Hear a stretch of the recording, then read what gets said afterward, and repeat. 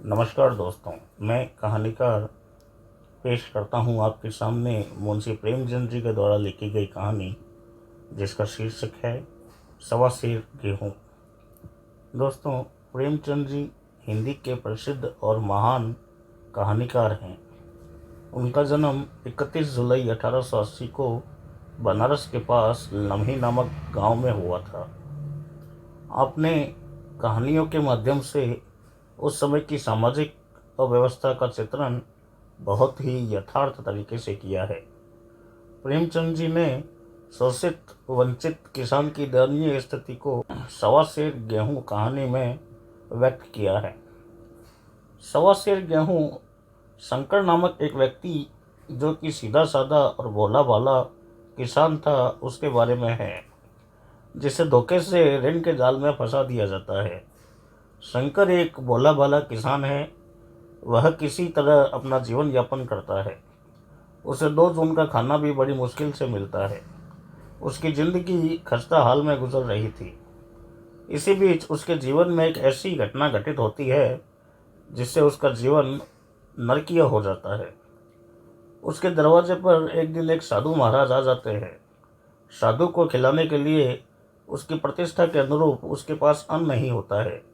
घर में जौ तो था, परंतु साधु को मोटा अनाज कैसे खिलाए, ये सोचकर किसान पूरे गांव में गेहूं का आटा मांगने के लिए जाता है। परंतु खोजने पर भी गांव में गेहूं का आटा नहीं मिलता। तब पर वो विप्र जी के घर पर जाता है, तो वहां से उसको आटा तो नहीं, लेकिन सवा सेर गेहूं मिल जाता है। शंकर की पत्नी गेहूं को पीसकर आटा बनाती है और फिर बाद में भोजन बनाती है। साधु महात्मा खाना खाकर आशीर्वाद देकर चले जाते हैं। उनका आशीर्वाद कोई काम तो आता नहीं, क्योंकि वह सवा सेर गेहूँ आगे चलकर शंकर के गले की फांस बन जाता है। किसान शंकर भोला भाला इंसान था। वो छक्का पंजा नहीं जानता था। उसने सोचा कि नाप तोलकर सवा सेर गेहूँ वापस क्या करूँ, विप्र जी को थोड़ा ज़्यादा ही दे देता हूँ। इस तरह शंकर लगातार ब्राह्मण महाराज यानी कि विप्र जी को कल्याण देते हुए एक आध सेर अनाज ज़्यादा ही दिया करता था।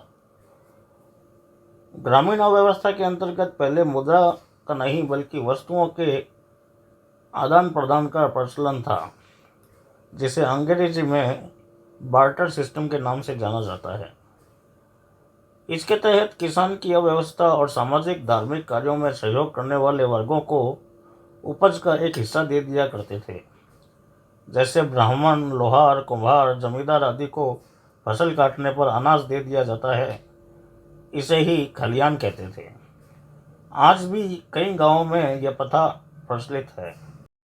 7 साल बाद अचानक एक दिन विप्र जी ने शंकर से कहा कि कल घर पर आकर अपने बीज बैंक का हिसाब कर ले। तेरे यहाँ 5 मन गेहूँ कब से बाकी पड़ा हुआ है। शंकर चौंक जाता है जब उसे पता चलता है कि विप्र जी ने सवा सेर गेहूँ का 5 मन बना दिया है। तो वो प्रतिरोध भी करता है। वो कहता है कि आपने पहले क्यों नहीं कहा, मैं तो हर बार आपको अनाज ज़्यादा ही देता रहा हूँ। तो विप्र जी ने कहा कि उसका तो कोई हिसाब नहीं है और ना ही तुमने ऐसा कुछ कहा था। जब शंकर इतना अनाज देने में अपनी व्यवस्था दिखाता है, तो विप्र जी उसे नरक का भय दिखाते हैं। और शिक्षा की वजह से शंकर डर भी जाता है और सोचता है कि एक तो रण, और वो भी ब्राह्मण का, वही में नाम रह गया तो सीधे नरक में जाऊंगा। डर से विप्र जी से कहता है कि तुम्हारा सारा हिसाब मैं यहीं पर चुका दूंगा, ईश्वर के यहाँ क्यों दूं। मगर महाराज, यह कोई न्याय नहीं है। शंकर ने कहा, हिसाब लगा के बता दो कि कितना देना है। विप्र जी ने हिसाब लगाकर बता दिया कि गेहूं के दाम 60 रुपये हुए, 3 रुपये सैकड़ा सूद। साल भर में न देने पर 3.5 रुपये सैकड़ा सूद लगेगा। इस तरह का दस्तावेज लिख दिया गया। दस्तावेज की तहरीर 1 रुपया भी शंकर को देना पड़ा। शंकर दिन रात मेहनत करता तथा जीवित रहने के लिए एक समय ही भोजन करता। अपनी चिलम का भी त्याग कर दिया था। ताकि पैसे बचाकर जल्दी से जल्दी उधार चुकता कर सके। इस संकल्प का फल आशा से बढ़कर निकला। साल के अंत में 60 रुपये जमा हो गए। रुपए लेकर शंकर विप्र जी के पास गया और 60 रुपये उनके चरणों में रख दिए। विप्र जी ने कहा कि सूद के 15 रुपये कहाँ हैं? शंकर बोला, अभी इतना लेकर मुझे उरण कीजिए, बाकी भी दे दूंगा। परंतु विप्र जी नहीं माने। शंकर पूरे गांव में घूम आया पर उसे 15 रुपये किसी ने नहीं दिए, क्योंकि विप्र जी के शिकार की मदद करके कोई भी उनके कोप का भोजन नहीं बनना चाहता था। कहते हैं, क्रिया के पश्चात प्रतिक्रिया नैसर्गिक नियम है। साल भर तक जी तोड़ मेहनत करने के बाद भी जब वे पूरी तरीके से ऋण न चुका सका तो उसका उत्साह क्षीण हो गया। मेहनत से घृणा होने लगी और शंकर हार मान लेता है तथा वह समझ लेता है कि अब तो ऋण नहीं चुका सकता। थोड़ी बहुत मजदूरी करके अपना जीवन यापन करता है। अंत में वो 1.25 सेर गेहूं के एवज में विप्र जी का बंधुआ मजदूर बन जाता है। बंधुआ मजदूर की स्थिति में ही उसकी मृत्यु हो जाती है। उसके बाद उसका बेटा विप्र जी के यहाँ बंधुआ मजदूर बन जाता है। गेहूं के दाने किसी देवड़ा के सांप की भांति ताउम्र उसके सर से नहीं उतरे। ये एक सत्य घटना है।